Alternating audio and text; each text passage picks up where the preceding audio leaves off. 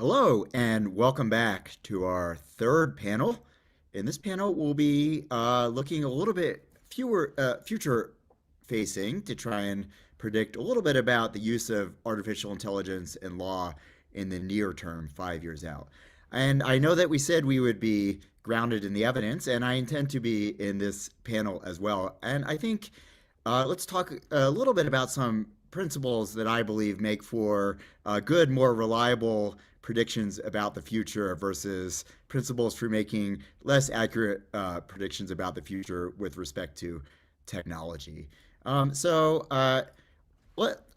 out there, there are folks in the world who are making predictions about the future of artificial intelligence generally or artificial intelligence in the law. But I think I would advise our audience to be skeptical of predictions that have two features.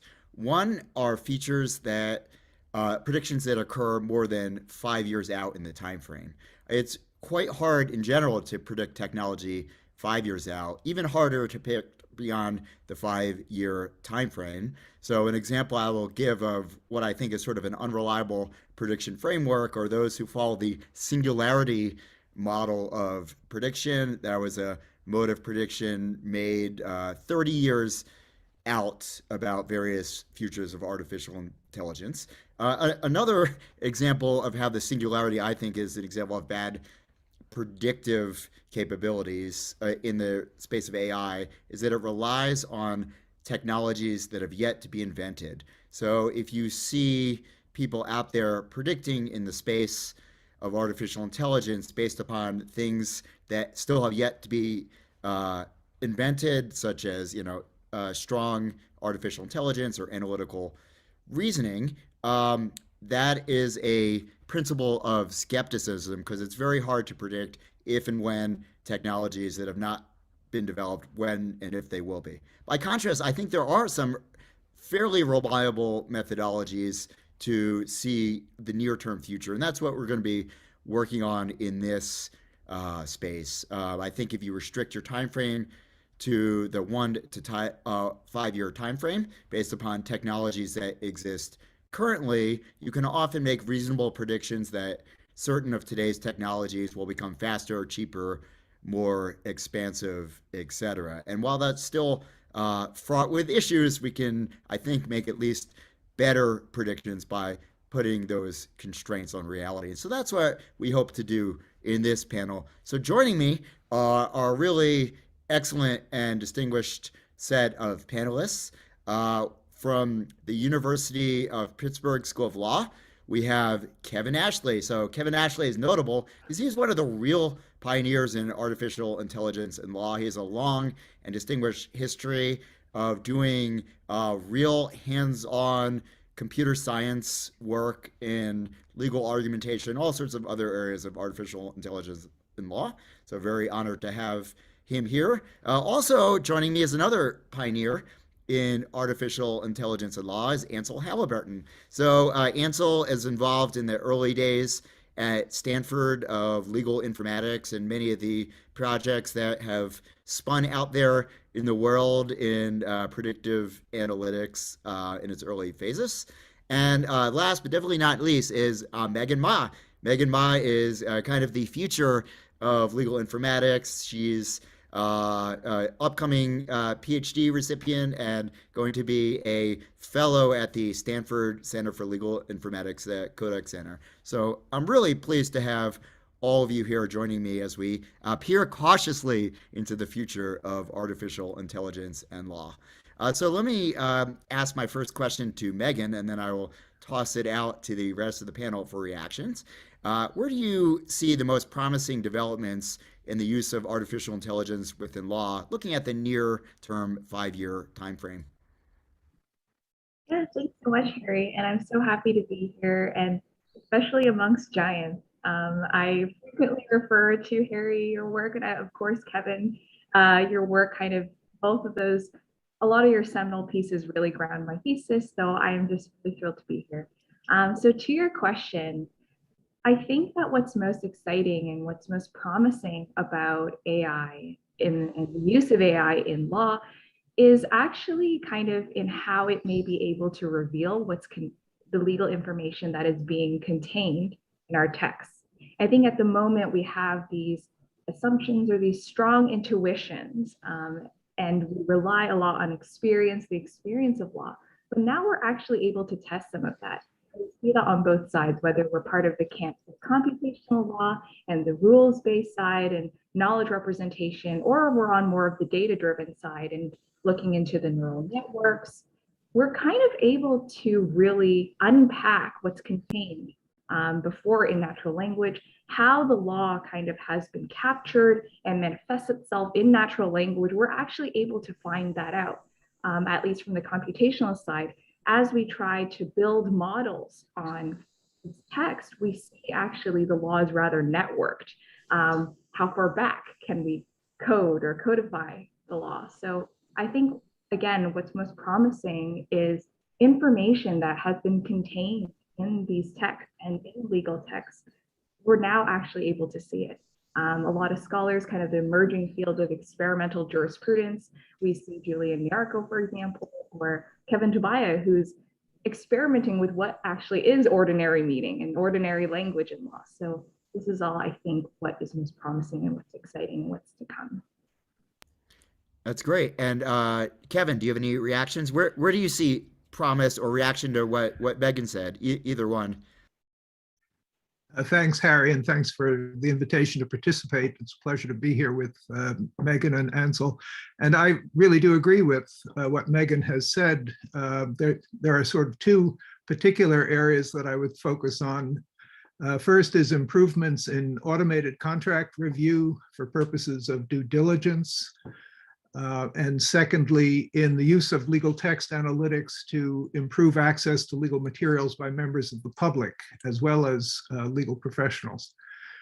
In the former category, I'm very interested in the work of Nick Long at Gravity Stack, who predicts that these improvements will amplify the utility of virtual data rooms and make it possible for lawyers to understand better what's there in these enormous data repositories of contracts associated with due diligence searches, that in the next 2 years, he predicts AI will generate reports that help to reduce the initial legwork on the part of the attorneys and focus them more quickly on the problems and the risks.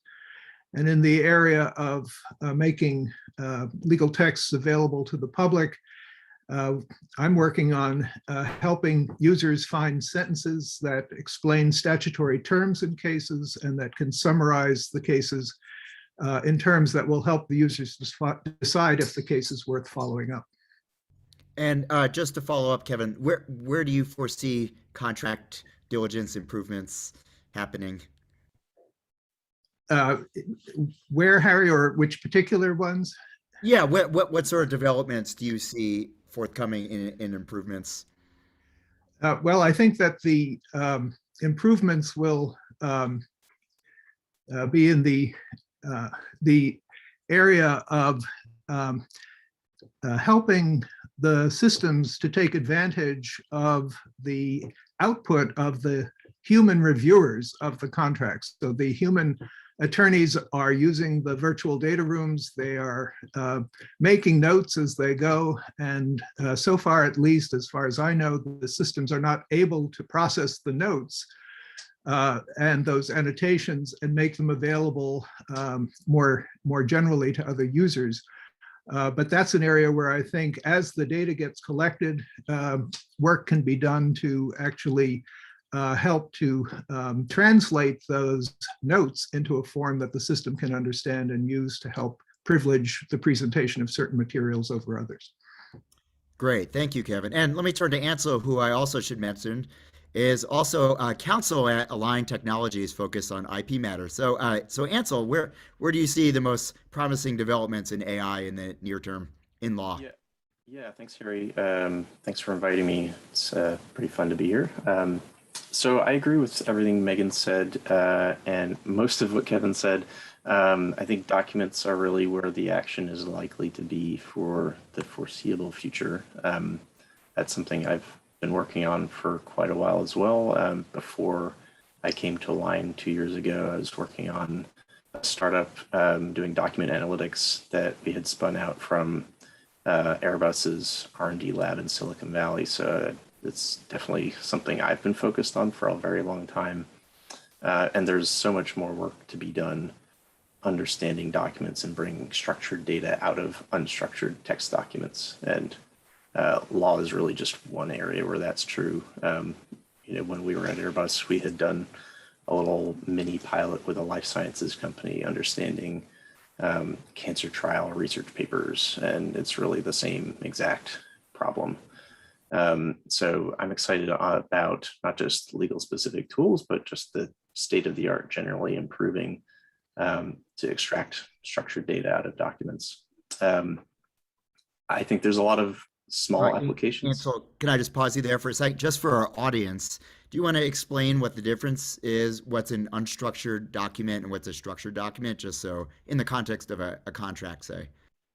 Yeah, so if you and I as humans look at a contract, we see a rectangular piece of paper. It has probably a title. We can very easily visually hone in on that title, and then we see some bullet points or numbered sections with some spacing between them, and we can see that structure just very intuitively. Much harder for machines to do that, it turns out. And so one thing that we had been working on at the startup was inducing the logical structure of that document just from basically pictures of paper, PDFs that were maybe scanned in from paper, that kind of thing. So a lot of exciting improvements over the last few years in that area, and you can learn a lot more from the document once you understand its structure. In terms of structured data, what I mean by that is things that you can plot on a graph. You can put them on a map, right? You can't just sort of, what a lot of the due diligence tools from M&A do is they will identify sections of a document that might be about a topic, and that's great. But you can't really do much more computation on them than that. But if you can pull out prices or dates or things like that, then you can actually do more interesting computational operations on them. Great. And you were going to make another point before I distracted you about where you see points of the future going on. Yeah, I think there's little things like from where I sit in-house practice, it's different than when I was sort of practicing in a firm where we're just part of the business. And so I read and write a lot of email and file a lot of email. And so one little feature that I've seen recently demonstrated is predictive filing, which is not a very sexy, exciting feature, but it saves you a couple seconds each time you use it. And you use it maybe 50 times a day, and you use that 5 days a week, 50 weeks a year. That stuff adds up. So real productivity savings. Any reactions to Ansel's comments from either Megan or Kevin? No, but I'm curious what Ansel disagrees with that I said before. Nothing in particular. I think just more the focus is, I think my focus is less on the sort of big M&A transactions. I think in-house and outside counsel M&A people will be fine. They can afford to throw more resources at these problems. And so I think they're academically and technologically very interesting, but it's a bit of a so what for me. I think there's a lot of room for this kind of technology to help with access to justice problems. We can analyze briefs now. There's a number of tools on the market that do that. And once those sort of come down in price and become affordable to the general public, that's going to help people a lot. Okay, so this has been a theme of a lot of these panels, which are a lot of these tools are being used in areas of law that have sort of limited social impact, but there's a lot of opportunity for these tools to be used in ways that really help society and unlock a lot of social justice values, and that's something really to be aware of. So Ansel, just as a follow-up, you talked about, predictive filing, and what I take by that, you mean, documents are coming in instead of an attorney figuring out which folder or which matter to assign it to, the computer can make an educated guess. So do you, are you, in your own practice, do you find AI doing more incremental improvements like this or more substantial improvements or some combination of the both? Think there's a ton of room for incremental improvements, little things like that that are not going to get a lot of headlines, but they'll be working away in the background, making people's lives a little bit easier every day. And the upside of that is really it frees you up to do the more value added work that, practicing at the top of your license, as people in legal ops like to say, the really value added stuff. So peering a couple years out, where do you see just incremental improvements in predictive analytics, things like that, that could actually make a big impact on day-to-day practice? Yeah, so things like making documents more searchable is one that maybe people don't think about as much. Pulling that structured data out of documents, like for example, in-house, we have a big heavy duty contract lifecycle management system. And it's a lot of work plugging in manually all this metadata that goes with each contract record. Well, wouldn't it be better if a computer could do some of that, scan the contract and extract, at least most of that stuff? And there's tools on the market that do that already, but they're not widely deployed yet. So I think that's one example of incremental but helpful improvements that I think are going to play out over the next 5 years. So some opportunities for just simply applying technologies that are out there today in areas of legal practice that are very manual, where we could really improve things. Megan and Kevin, do either of you have any reactions to this idea of incremental improvements in AI? Yeah, absolutely. I just want to echo what Ansel was saying.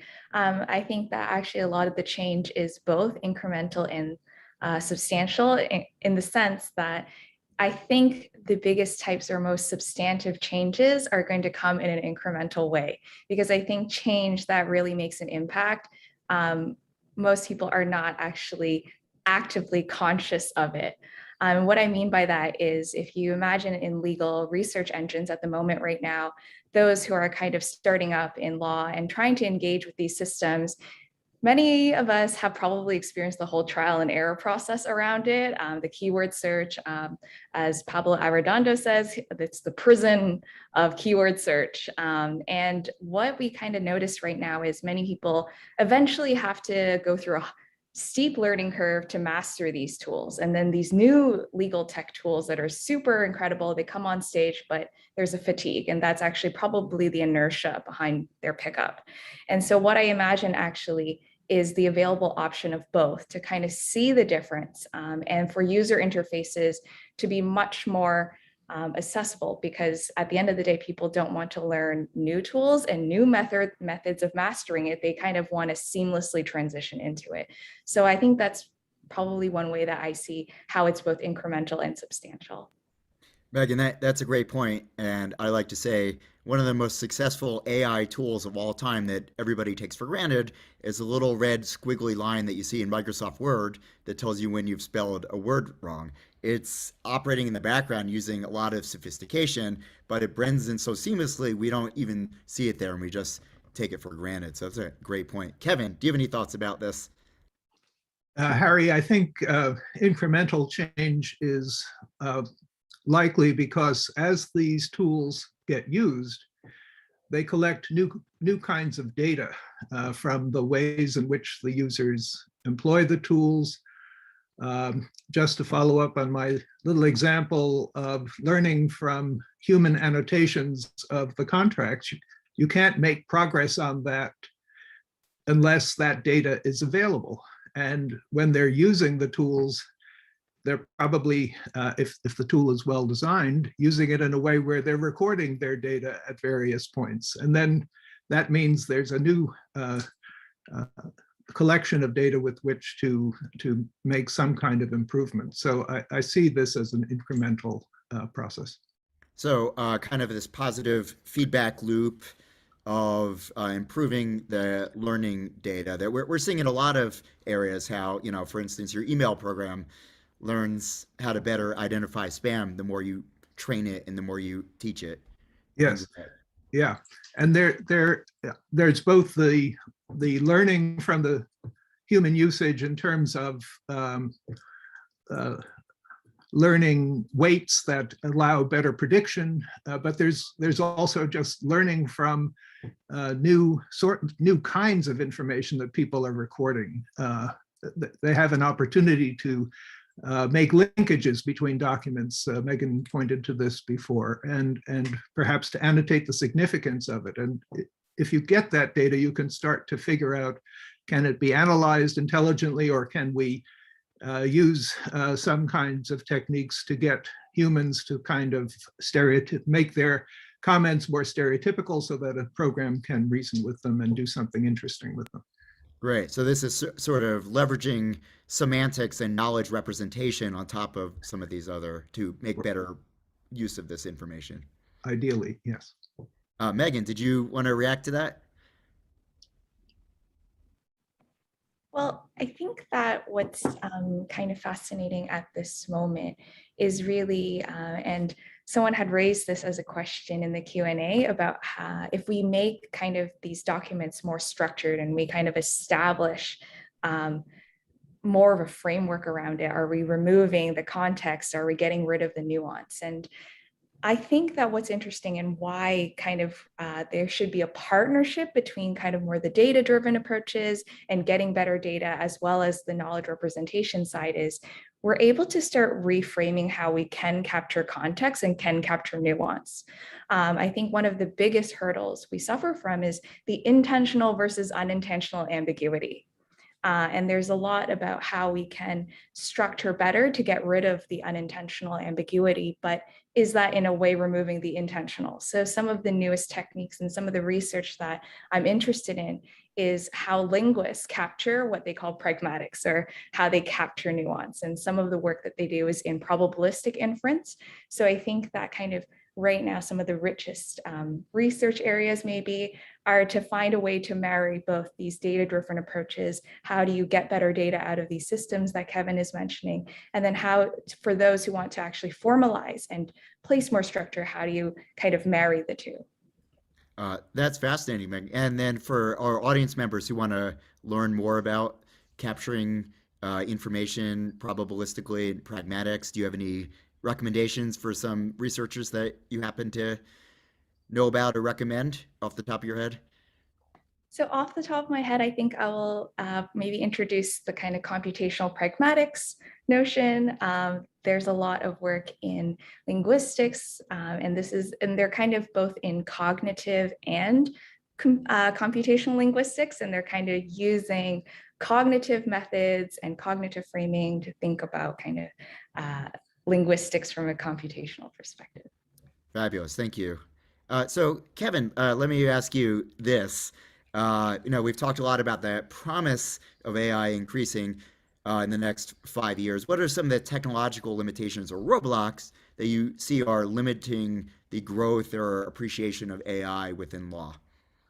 Well, Harry, I like to quote you. You wisely said once that machine learning yields intelligent results without intelligence. And I think we're seeing legal text analytics making predictions without being able to explain them in terms that lawyers can understand. And so the question is how to incorporate legal knowledge into the machine learning process, or at least use it to supplement machine learning in some way. We've seen some big advances in representing legal texts with transformer models like LegalBERT or GPT-3. LegalBERT in particular is trained on large corpora of legal texts, and this can enable it to take into account the context and the words in which the words appear in legal documents. But there are two big things that are still lacking.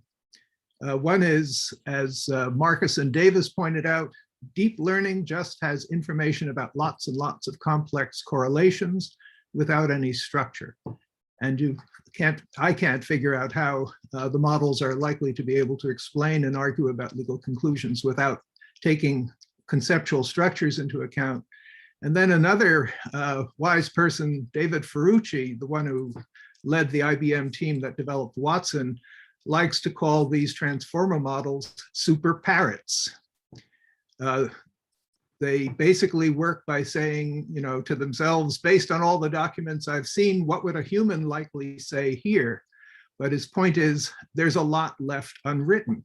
There's a vast body of shared experience that lead humans to write the words in the first place, and think of how true that is in legal practice. It's not written down.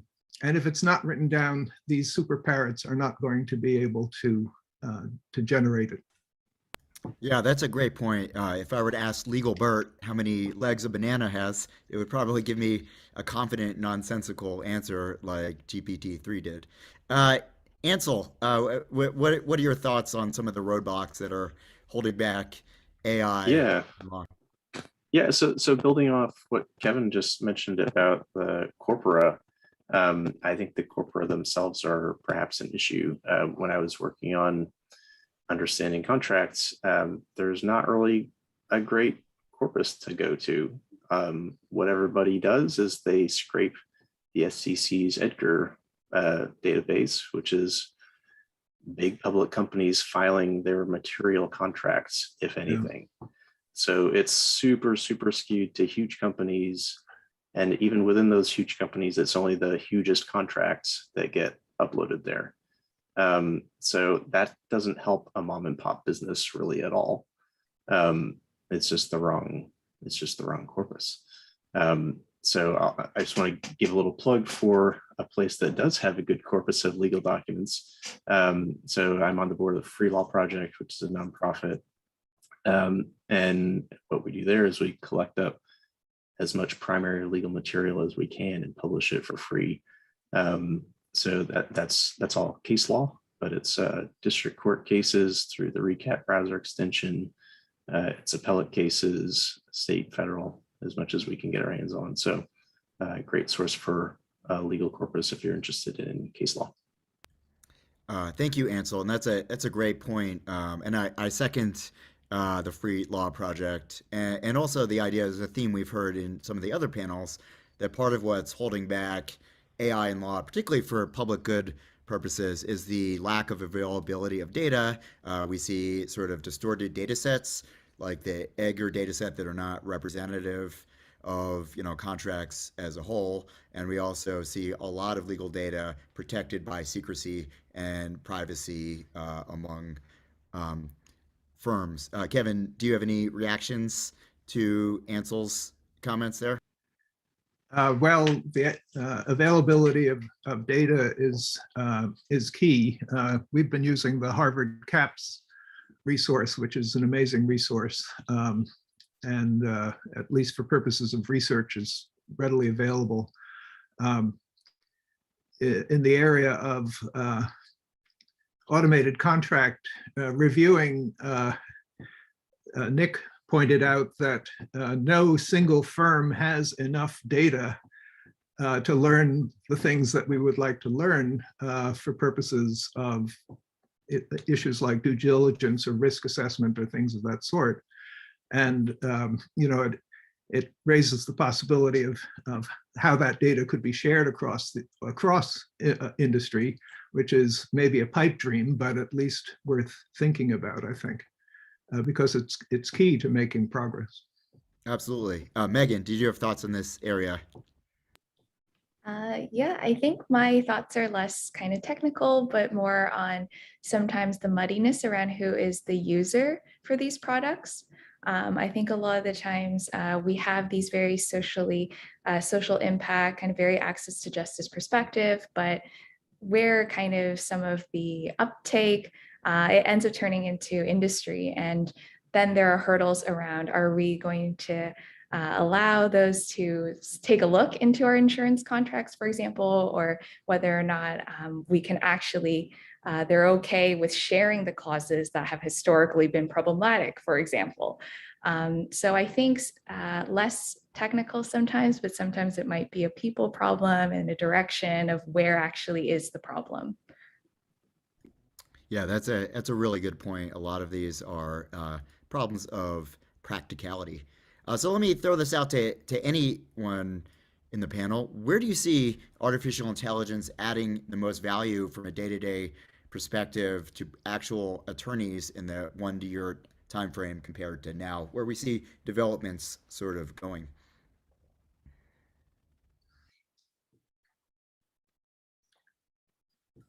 Kevin? Well, I would focus again on that automated contract review area. I mean, one thing that I think is happening and increasing is that the tools are not just used for due diligence searches in mergers and acquisitions, but they're being institutionalized on a more regular basis into the functioning of a corporate legal department. And thus potentially putting in-house counsel in the position of monitoring the creation of new contracts and understanding the existing contract obligations. And I think that kind of putting the counsel, giving them more information, giving them the position of monitoring a greater area, and hopefully applying some intelligence here and there to apprise them of problems. I think that's likely to be the most useful thing that AI could do in the next 5 years.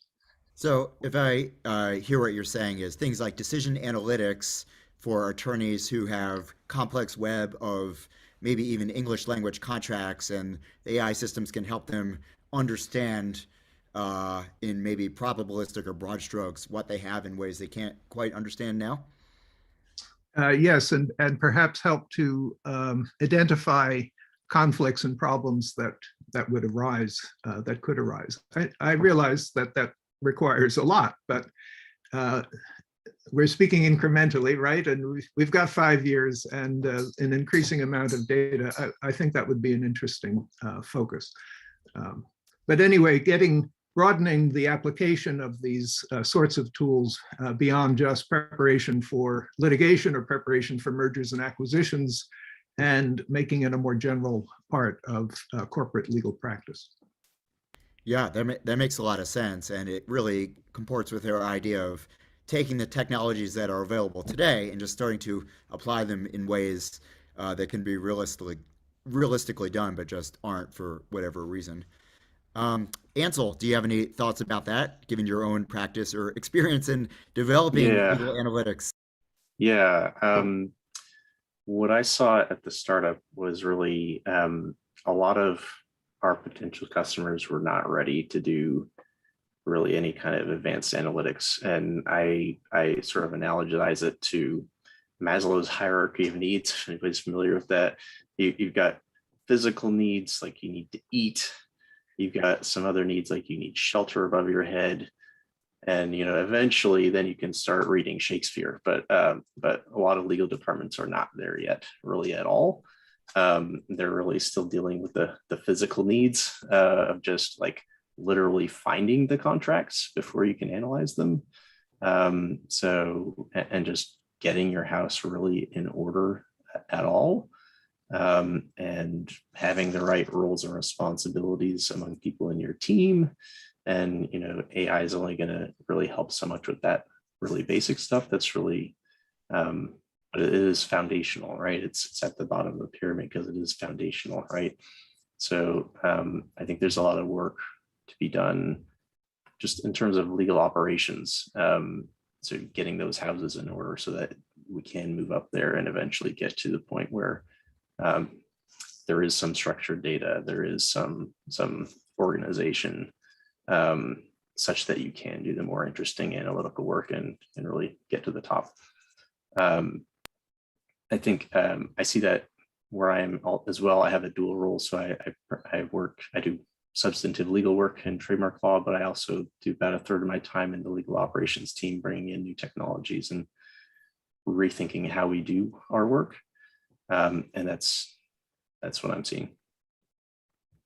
Great, thanks, Ansel. And Megan, let me ask you the same question or react to either Kevin or Ansel's points. Yeah, actually, so where I see quite a bit of exciting progress is probably in computable contracts. And you had mentioned this in one of your responses earlier. I think that what we notice sometimes with contracting is there is the happy path, for example, that kind of nothing happens and all is good. But when something happens, a lot of it is like, I really don't know, or I don't know what actually I don't know. And I think the point of computable contracts and having this type of structure is, while contracting, there's kind of this transparency and there's a clarity around what's going in right away, as opposed to kind of the retroactive approach, which is we're scrambling now and we have to unpack all this information at a later date. So, or kicking the can down the road, so to speak. So I think where things will be most powerful is in at least computable contracts, which I think works well with contract analytics eventually, or contract analytics provides information for how to build better computable contracts. So I think all of these things go hand in hand. That's great, Megan. Thank you. So what I'm hearing a common theme among Ansel, Kevin, and you is that a lot of the work will be done in taking this implicit structure that exists out there in informal or formal paper documents and making them more explicit and formal and structured. And just that sort of infrastructure improvement will lead to more interesting, maybe more powerful analytics down the road. So that might be the next 5 years, is kind of this move to a little bit more explicitness in law. And one final question. Oh, Kevin, did you want to comment there? No, I was just reading one of the chat questions, which looks interesting there. Oh, yeah, we will get to that right away. Okay. But before we get to that, let me ask the final question. Then we'll turn to our first student question. Just on your wish list, what problem, if you could wave a magic wand, would you like to see the most solved in the next 1 to 5 year time frame? It could either be a technological problem in AI, something yet to be invented, or it could be a sociological or other problem out there. And I'll start with Ansel. What are your thoughts there? Yeah, I'll get back on my Corpus Soapbox and ask all the corporate legal departments and small businesses out there to get together and contribute contracts to a corpus that we can use. That's one thing that kind of held us back. Yeah, so that would be great. And, you know, a lot of AI has made progress in other areas outside of law because they have these giant corpuses like ImageNet, which are, you know, AI repositories of images and things like that. So we need some useful analogs in law. Megan, what are your thoughts on that? Yeah, if I had a magic wand, I think my goal is very much to what Kevin was saying right from the get-go, is that more people have access to legal information. I think access to justice comes from access to legal information. And I think right now what we see is that there's a moat around the legal language and the text, and kind of that is creating a fortress and protecting what people really need to access, not only these legal documents, whether it be case law or legislation or contracts. So for me, I think my hope is that the progress that we make with these types of technologies, that it's really able to reach everyone and that we raise the level of legal literacy across all. Terrific. Thank you, Megan. And I think that echoes a lot of the themes we agree. Kevin, you've now been given the magic wand. Okay, well, if I could, I'd wave it and enable deep learning neural networks to explain their predictions in terms that lawyers can understand. And I think for that, legal text analytics will have to extract aspects of legal knowledge from the legal texts and be able to turn them into explanations. And I think in doing that, we could make a connection to some of the knowledge-based work in AI and law, modeling reasoning by analogy, in case arguments, for example, and use that to help with the machine learning generated predictions and explaining them to lawyers in terms that they will understand. That's great. It's a really good point. So you don't want attorneys looking at 170 billion parameters and No, interpreting their weights? that's correct. Yeah.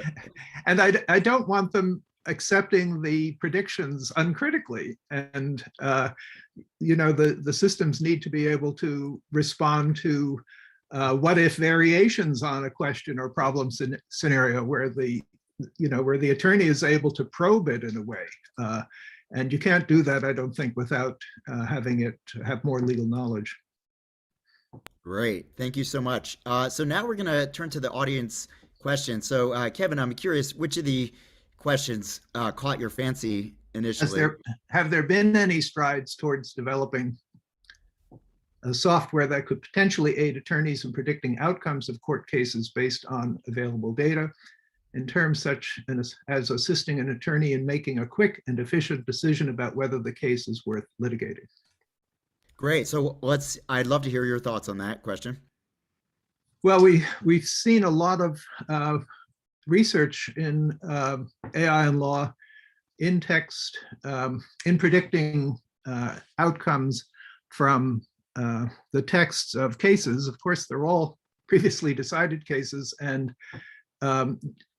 you see the justifications in terms of sort of machine learning experiments and predictive accuracy based on a canned corpus of cases. What you don't see is these tools being brought out into the real world and dealing with sort of new cases, new problems that confront attorneys. We haven't seen any, I don't think we've seen any empirical research that involves actual users making some use of these predictive techniques. And I do think that's really necessary. Great. Ansel, do you have any thoughts about this predictive analytics and outcomes? I sure do, because that's what we were working on at Stanford when we met Harry. So that project was the IP litigation clearinghouse, where we went out and got all the patent cases, all the dockets from the 94 district courts, and a lot of the key documents, and analyzed them. And that spun out as Lex Machina, which was acquired by LexisNexis. And so they've been doing some of that for a long time now.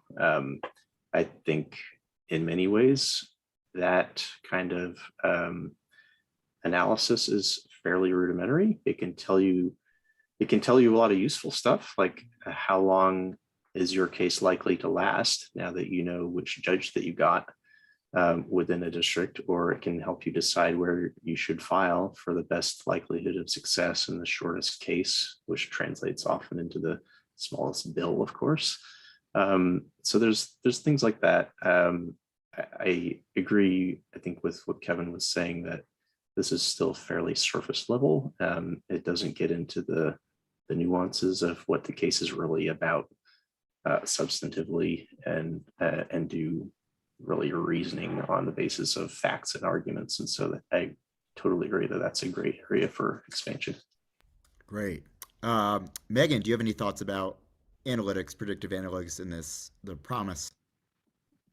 Yeah, so actually the question, what comes to mind immediately is BlueJay Legal, who they have a rather, and as Kevin had mentioned, it's contained, it's mostly to law firms or to companies. It's not for the general public, but they kind of look into predictive analytics from the narrow field of tax law, tax and employment. And so this is a form kind of this type of software that has been assisting attorneys in this kind of space. But again, it's not open and available to everyone at the moment, but that comes to mind. Yeah, that's great. And I agree with everything that's been said. And one thing I'll mention again is that to the basic analytics that Ansel mentioned, just descriptive averages and things of that nature, research suggests that attorney decisions can actually be improved just by basic analytics, let alone the complex predictive neural networks.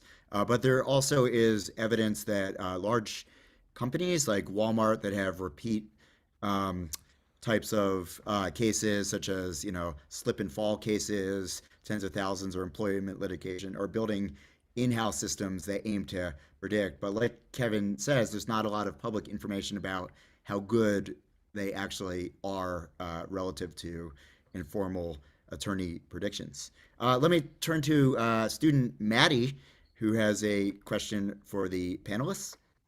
Thank you, Maddie. Hi. Sorry, I've been having some technical difficulties.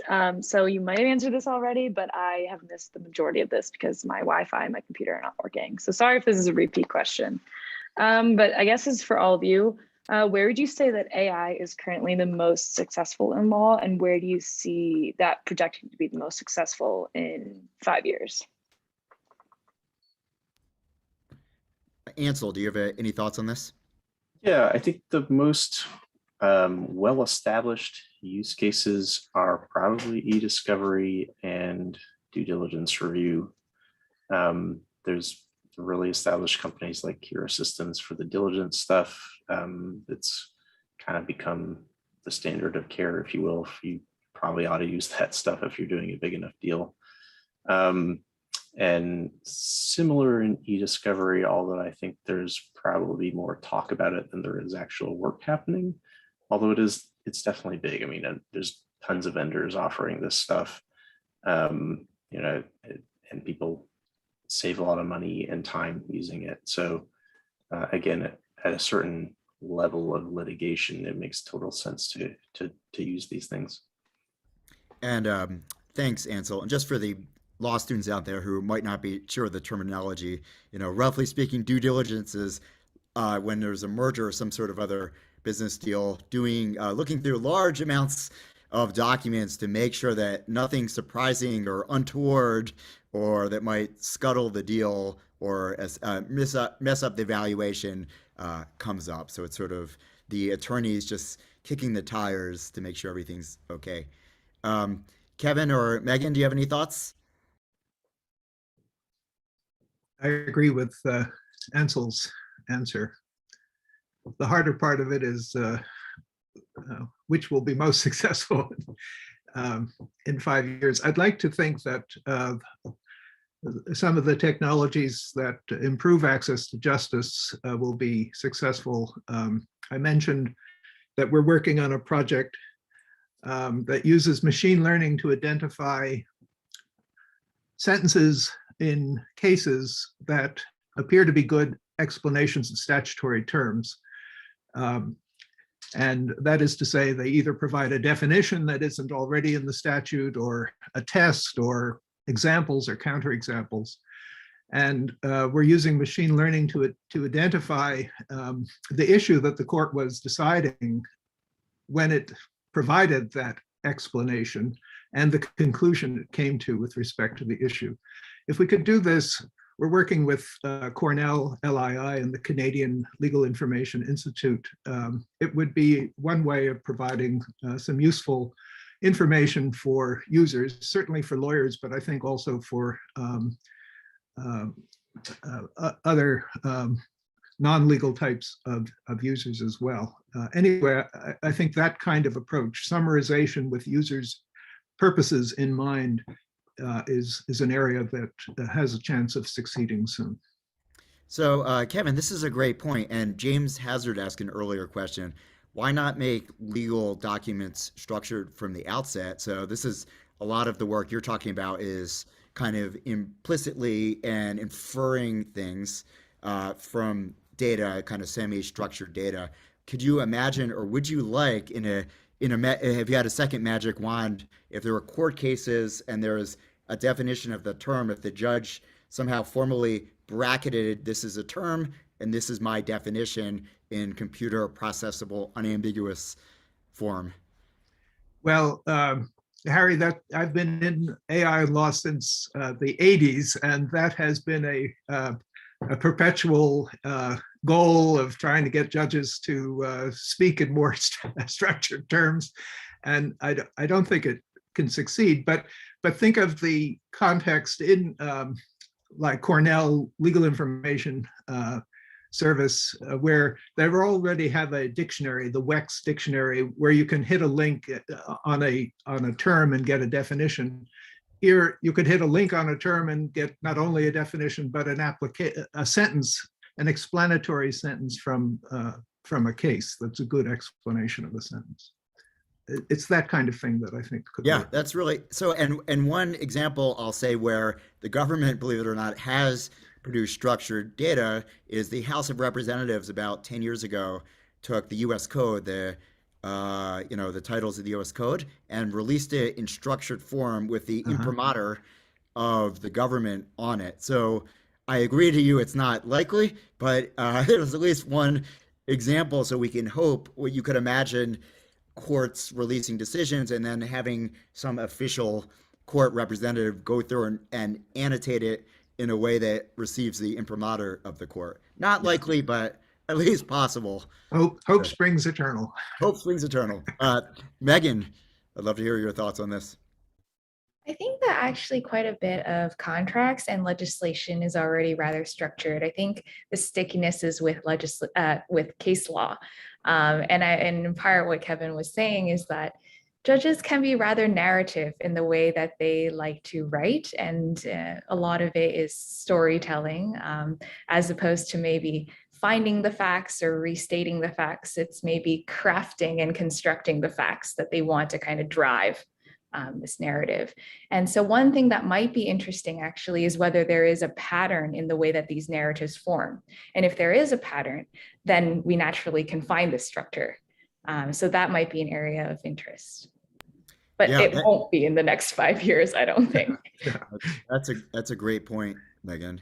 So one really interesting question here is how do you see AI being used for reading long legislation? So I just had this experience. The infrastructure bill was passed, and I decided, unfortunately, to read it, and it is far too long for any human to comprehend. So, Kevin, do you see any prospects for summarization for either legislators or the public, things of that nature, in the next 5 years?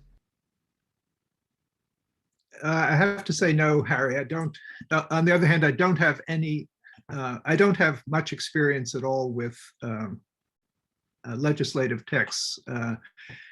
I was involved in a project with the School of Public Health where they had collected state statutes concerning public health emergencies. The statutes directed who in the public health system in the state was supposed to communicate with whom on what, over what time period, and so forth.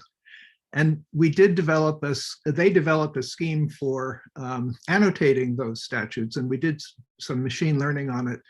And interestingly, what they would do is, having annotated it, they would create diagrams for a state with the participants in the public health system and linkages indicating who is directed to communicate with what other entity in it. And then you could superimpose the network for Texas over the network for Pennsylvania and learn interesting things from that comparison. That kind of graphic representation of what's in a statute might be something that could be feasible. Megan, this is really up your alley, I feel like, given your work on linguistics and text. Do you have any thoughts about the capabilities for analyzing complex legislation that might be too hard to read? Yeah, so I think there is quite a bit of research at the moment right now. Rules as Code is looking into how do you translate legislation, or how do you kind of work together in a paired programming almost sense. I know Catala, they do that with the French tax legislation. What's also interesting is sort of this other side that's, I think, spearheaded by Monica Palmirani on legal ML, and they're working on legislation and kind of how do you infuse more of that structure so that going forward, it'll be easier to kind of digest heavy, long legislative texts. But at the moment, I think it is still a bit sticky, troublesome to go through that many pages. And I feel like it speaks largely to the opacity of the language. And just to follow up, Megan, would you advocate for a little more controlled or structured legislative language? Because there is a lot of structure. There's just not a lot of restrictions on conventions and things of that nature. Would that be Is that a promising outcome? Yes, so I would, sorry, I would advocate more structure. I think on the condition that we figure out how to maintain some of the strategic silences. So what we notice, especially when it comes to legislative drafting, is that there isn't a lot of agreement, and it will take already far longer than what it already takes to kind of draft if we don't have the space for future negotiation and kind of that compromise. So I think structure, yes, more structure is great, but there are some things that natural language has done well, which is preserve sort of that flexibility and that elasticity. And some of those things are intentional. So I think we will have to figure out how do you do that and how do you kind of look into crafting with flexibility. So more structure is not always desirable. In fact, it can lead to issues or problems. Ansel, do you have any thoughts about the legislation topic? Just a few, yeah. This is something I learned at Airbus. There's an interesting thing called Simplified Technical English, and it's a controlled natural language, meaning it's a inventory of some number of words that you're allowed to use in an aircraft technical repair manual. And each of those words is defined with precisely one meaning. So it avoids certain kinds of ambiguity entirely. So that could be something to explore potentially for legislative drafting or contracts as well, which is the context I've been thinking about it. Harry, Yeah, go ahead, Kevin. Harry, you mentioned the word conventions, and I think there's some potential there. In that project I mentioned, we were amazed to see the lack of conventions on simple things like how to list items in a statute or relations between subsections or subparagraphs and so forth. If we could just adopt some conventions to standardize that, it might be very helpful. Yeah, so there's a lot of ambiguity in statutes that's unintentional, right? Yeah. So we might be able to make pretty good progress by elevating that implicit formality and making it more explicit, even while preserving the areas for intentional ambiguity that allow flexibility. So we might, and that's to Ansel and Megan's point. Great point. And then we've got time for one more question. So Alec Walker says, many of these technologies being discussed already exist. The challenge from my experience is adoption.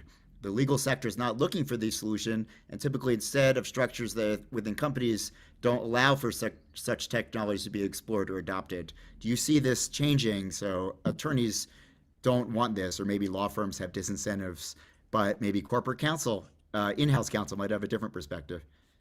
Ansel? Yeah, so yes, absolutely. The incentives are very, very different.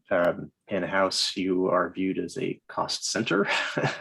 You're not making money for the company, in contrast with the law firm where you as counsel are bringing in the money with your billable hours, right? And so in-house, we're always looking for efficiencies, and incentives are much better aligned. And so as a startup, I made the call that we were just not going to pursue law firms at all. If they came to us with a compelling use case, great, but we were not going to go chase them. So that's my perspective. Kevin? Well, it's an attitude that education might change eventually, Harry. For example, at Pitt Law, I teach a course on legal data analytics and AI, and we have a combination of law students and computer science or engineering graduate students, and involve them on working on projects. And I think that there is utility in getting law students to interact with technologists and to learn to explain to them what we know as lawyers, and to understand or try to understand what the engineering students are saying. And if we do that well enough, I think that once those people move into the legal practice area, that they'll want to make these sorts of connections, and they'll want to see what tools are possible. But it's a generational thing.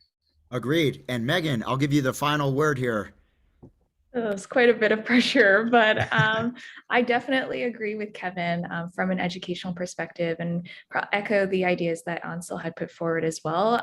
This is, I think, something that will be heavily tackled from the educational perspective and possibly lowering legal literacy, not just at the law school level, but how do we tackle kind of youth and younger young adults that are kind of going through high school perhaps. We see that law is something that seems to kind of be higher education, and that's where it goes. And we have a lot of disciplinary siloing, even as we grow up as kids. And so I think in part, being able to work with technologists, as Kevin was saying, at a younger age and being able to lower the overall, I guess, barrier around legal literacy and the age at which we're supposed to get acclimated with legal knowledge, I think will be helpful in terms of adoption and uptake on this type of technology. Well, I want to thank Megan, Kevin, and Ansel for a really informative discussion and for the ability to peer into the near future. And more broadly, I want to thank all the panelists and the Silicon Flatirons faculty and staff for a terrific conference. I think it's been really informative. I certainly have learned a lot, so I'm grateful for everyone. Thank you so much. It's been a pleasure, and we will see everybody hopefully in the future in person. Thank you. Bye. Bye-bye.